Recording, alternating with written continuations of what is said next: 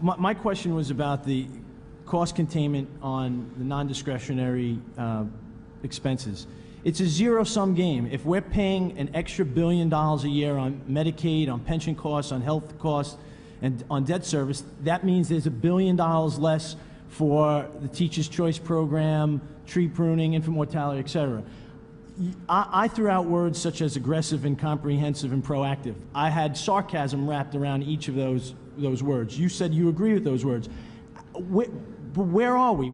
This is the underlying problem with New York City's budget, and invariably, inevitably, you have to come to this council and propose closing firehouses because we haven't gotten control over these expenditures. And until we do, there will always be pressure on us and on the taxpayer, on the taxpayer for more revenue via tax increases, and on us to accept cuts to police classes and firehouses. And it's been 8 years. We have 4 more years, to the surprise of some of us.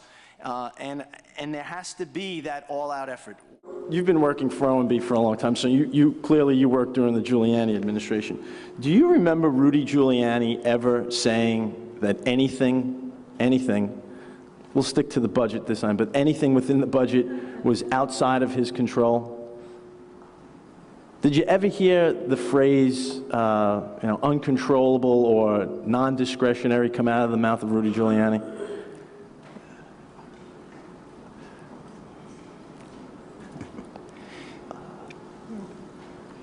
Somebody's got to voice a Republican point of view in this body, or this building. Mark, how would you characterize the administration's efforts to contain non-discretionary spending, the things that are causing the out-year gaps? Would you characterize the administration's efforts as aggressive, as comprehensive, as proactive? How would you characterize it? The things that are causing the out-year gaps. Well, let me ask you this. Do you believe the mayor sees the unique position he is in because of the politics? And do you, if you do you share that belief that this mayor is in perhaps a once-in-a-lifetime or once-in-a-generation position of achieving these long-term gains and these long-term goals? I don't know if there's any other mayor who has been fortunate enough to find himself in this position. Do you believe that the mayor fully appreciates the crossroads he's at and the legacy he could leave? And do you see this as a goal in the remaining 3 years, if not giving you fruit for fiscal year 08 or 09, but 10 years or 20 years down the road, the impact action today could have? Where are we on debt service? Where are we on pension costs? Have we made any progress on controlling them? The old line attributed to the playwright Eugene O'Neill that says, "There's no such thing as the present future, only the past happening over and over again now." And I can't help but have that sensation as I look at you and we discuss this budget. But the thing that strikes me about your testimony this time is that the infamous uncontrollables that we've talked about for 8 years are relegated to 2 paragraphs on the last page of your testimony. And I understand that the bulk of your testimony focuses on the state budget and those implications, and I fully understand and appreciate how big of a screwing the state is looking to do to New York City. But I don't think that alters the fact that the uncontrollables in this budget have grown. I don't know what the numbers are now. They were 77% over 7 years. I don't know if they're 80% over 80 years. And it doesn't alter the fact that the gaps that we have had historically in the recent history, and to a large degree today, are driven by the growth of these quote-unquote uncontrollables. So my question to you, as it's been for the last several years, is what are we doing to finally get control of them? And aren't they a bigger problem than simply 2 paragraphs in your testimony? The gap in the last several years have been because of the 4 uncontrollables. And I know this is you and I doing this for the 9th year in a row, or seemingly the 9th year in a row, but it's 11:30. It's June into an unexpected 3rd term, and it's 8+ years into the administration. And we haven't talked today about what fuels these gaps. What you're going to hear from my colleagues is specific programs that they're concerned with, programs that are being proposed to be cut this year and probably for the last several years. And at this pace, we're going to go around this carousel for several more years.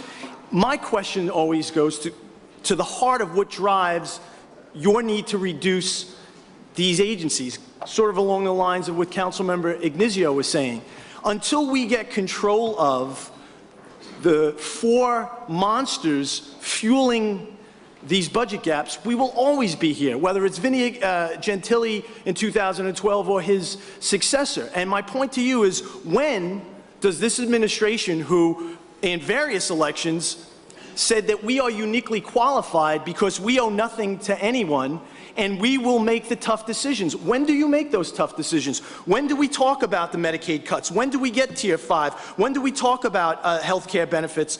And when do we address debt service substantially, substantively, not just ring around the rosy press releases? Because until you do that, there will be council members, whether it's this class or next class, talking about school nurses, talking about engine companies, playing this ring around the rosy. And again, it's 11:30, we haven't talked about the heart of the matter.